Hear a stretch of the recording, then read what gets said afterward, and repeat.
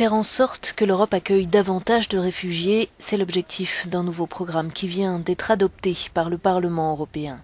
Cette année, 172 000 personnes devraient être réinstallées dans un autre pays, mais seulement 80 000 places sont disponibles et l'Europe n'en a accueilli que 4 700 en 2010, 13 fois moins que l'Amérique du Nord. Il faut dire que seulement 13 pays de l'Union ont mis en place des programmes de réinstallation annuels. Pour encourager tous les États membres à faire plus, le soutien financier pour l'accueil d'un réfugié sur son sol sera revu à la hausse. Nous allons créer une unité de réinstallation qui devrait être mise en place au cours de l'année prochaine dans le Bureau européen d'appui en matière d'asile, explique le rapporteur du texte.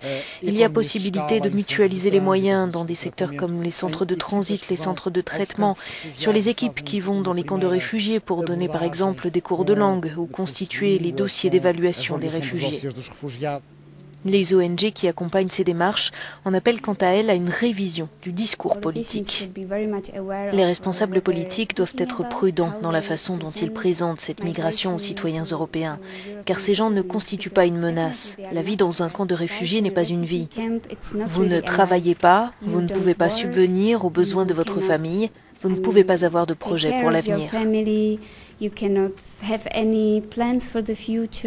Les pays européens ont jusqu'au 1er mai pour dire combien de réfugiés ils sont prêts à accueillir l'an prochain, les femmes menacées et les enfants non accompagnés étant parmi les prioritaires.